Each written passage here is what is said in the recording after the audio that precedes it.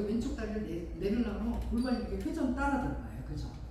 그러면 얘가 회전이 다리 앞으로 되는 그래서 이게 회전 들어가면 하나, 둘, 셋, 이 세 번까지는 같은 방향으로 따라갈 수밖에 없어요. 회전이 되는 거예요. 그리고 근데 또 이렇게 되면 몸이 이렇게 하잖아요. 그러면 우리가 정면을 봐야 되는데 이렇게 할 수는 없잖아요. 그럼 어떻게 해요? 정면을 돌리잖아요. 그럼 그 위에 것들은 또 이쪽 바로 잡는 회전력 때문에 또 이렇게 돌아가요. 그죠? 예. 그리고 또 예를 들어서 이렇게 됐는데 그럼 손은 어떻게 돼 있을까요? 어깨는 이렇게 나가잖아요. 이쪽 반대로. 그 이쪽 오른팔 나가잖아요. 그러면 이쪽 어깨가 이렇게 가잖아요. 그죠? 그러면 여기서 하부 경추 3개는 또 이렇게 따라가겠죠. 회전이 되고요. 근데 우리가 또 시선을 이렇게 볼 수는 없잖아요. 정면 봐야 되잖아. 거기 돌릴 수밖에 없거든요. 그럼 이 두개골하고 붙어있는 위쪽에 3개는 또 어떻게 돼? 회전 따라가죠. 그 역방향으로 보는 거예요. 얘 밑에서 역방향으로 이렇게 가. 그걸 정리하는 게 바로 이 그림이에요. 그렇게 이해하시면 이거 그대로 그냥 흡수 계실 거예요. 그리고 요거 의미가 또 하나 뭐가 있냐면 제가 침법을 동시침법이라고 중국의 그 침법을 많이 쓰는데 이게 그걸 왜 좋아하냐면 제가 인체를 되게 입체적으로 봐요. 상하, 정우, 좌우, 대칭 개념에서 이렇게 보거든요. 그래서 두개골하고요, 청골하고 이렇게 상하대입을 시켜요. 그래서 머리 질환이다. 그러면 위에서는 머리에서도 직접 잡을 수 있고요. 그다음에 여기서도 잡을 수 있고요. 그다음에 또 여기하고 또 조금 더 연장하면 손발이 또 이 끝에 있는 거예요. 머리도 몸의 끝이잖아요. 이 팔에서도 하나, 둘, 저기 어깨, 주관절, 팔, 손목이지만 또 끝에잖아요. 여기 목이거든요. 목 위로 하면 이거 머리에 해야 되거든요. 양손. 그럼 또 머리 질환 같은 경우 손에서 또 많이 놓을 수가 있죠. 그러니까 왜 치열도 근이 치열, 원이 치열하는 원리가 있잖아요. 그 원리에 가장 핵심은 이렇게 단순해요, 사실은. 그리고 발도 그래요. 발도 요 손하고 발은 대칭이 되거든요. 그래서 왜 수직침도 있고 족지침이 있죠. 발바닥침이 있죠. 그 다음에 또 요 귀에, 머리에서 요 귀도 이 침도 있죠. 이런 거 나름대로 이게 바로 전신율의 원리고 파동의 원리침이에요. 여기서 다 분화가 되는데 이게 그래도 저는 이런 게 있어요. 가장 큰 그림에서 어떤 전신율을 운영하면 가장 작용이 세요. 사실 이 손가락 여기서도 또 인체를 대응할 수가 있거든요. 인체 이렇게 여기서도 대응할 수 있고. 근데 큰 그림이 그래도 큰 그림에서 인체 대응을 할 때 그 영향력이 그래도 전반적으로 많이 가요. 그게 어디서 나오냐면 혹시 홀로그램이라는 거 아세요? 홀로그램 원리가 과학적인 원리인데 뭐냐면 여기 사과가 있는데 여기 사과 피서체를 딱 두고 레이저를 쏴요. 레이저를 쏘면 이 레이저하고 요 반사광이 딱 얹어요. 두 개를 합성을 시켜요. 그럼 필름에다가 두 파가 합성이 되거든요. 그럼 얘를 필름을 전체로 그 필름을 다시 레이저로 조사를 하잖아요. 그리고 입체 영상이 나타나요. 그게 홀로그램 원리거든요. 왜 그 스타트랙 같은 데 영화 보면 어느 무슨 공주가 나와서 이렇게 찌직하면서 전자기파 입체 동영상하는 거 봤죠? 그게 되는데 근데 재밌는 게 있어요. 이걸 나무를 이렇게 잘라요. 자르면 반쪽짜리를 잘라도 그럼 그림상 입체 영상하면 반쪽만 나오면 되면 그게 아니에요. 전체가 나와요. 또 반 자르면 또 전체가 나와요. 근데 그 차이는 뭐냐면 영상부의 흐림이 달라져요. 작을수록 영상부는 흐려져요. 마찬가지예요. 우리 이침도 있고 수지침도 있고 조침도 그 자체로 요 나름대로 전신율이라고 그래요. 왜냐면 여기도 인체는 하나의 인체예요. 여기도 하나 소우주공이라는 게 그건데 여기도 인체의 소우주요. 여기도 인체 소우주가 여기 나름대로 오장육부 배속해서 또 나름대로 통추에서 대응점이 다 있거든요.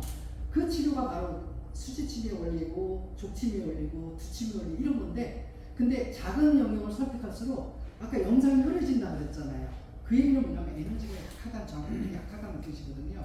그래서 저는 뭐냐면 이 큰 그림 자체를 홀로그램 볼 때 그래도 제일 영향력이 에너지가 제일 세거든요.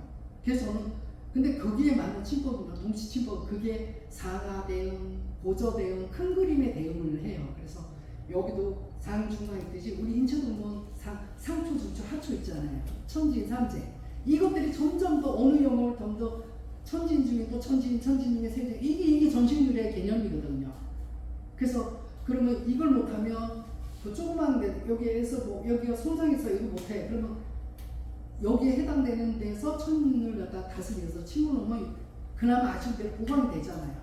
이런 게 바로 이제 어떤 대응치법, 파동치법의 원리인데 바로 그게 전신율이 뭐냐 홀로그램이거든요. 아까 같은 쪼개도 부분으로 가도 거기는 이미 전체에 대한 정보가 기본 깔려있다는 이런 얘기거든요. 그래서 저는 그 홀로그램 논리를 어떻게 표현하냐면 부분 속의 전체성 반영 원리다 이렇게 표현을 해요.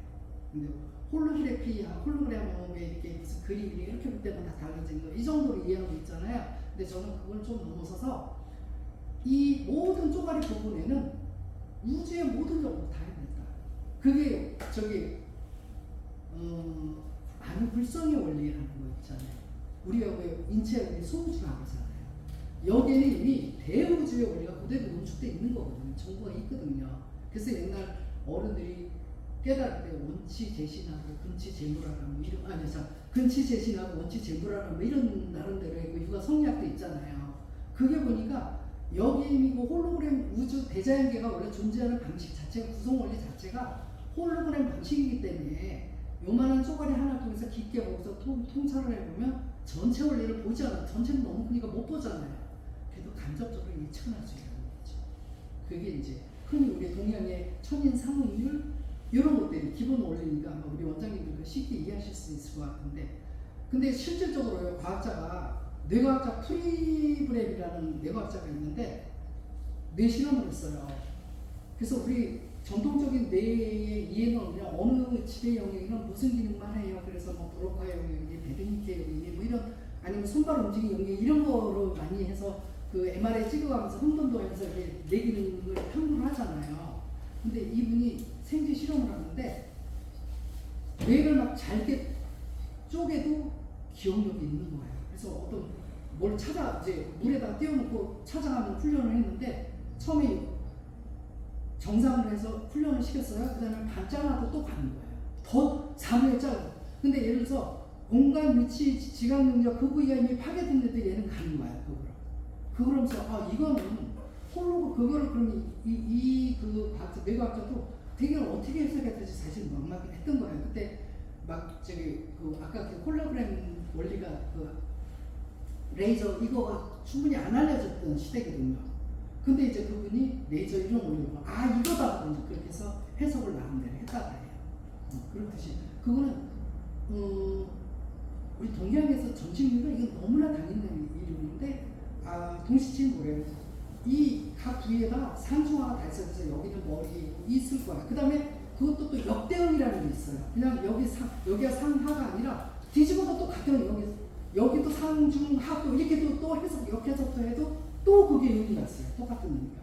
요게 바로 천지상응률이고 전신률이고 상하대응, 역대응 이런 건데 저는 인체 가장 큰데 이 머리 제일 꼭대기 큰 뼈잖아요. 그 인체 구조가 또 머리 제가 묵은 뼈로 되어 있잖아요. 골반 되게 무거워요. 상하대응이 되어 있더라고요. 그래서 요게 먼 데서는 먼 데끼리 이렇게 쌍이 이루어져요. 이 그림 아까 그 첫쪽. 그래서 이 세 개까지는 되게 먼 데서.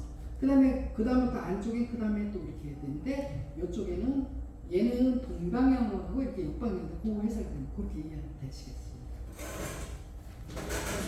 한 번에 안 되면 자꾸 보면 제가 원래 이해한 거 생각하시면 아마 금방 이해되실 거예요.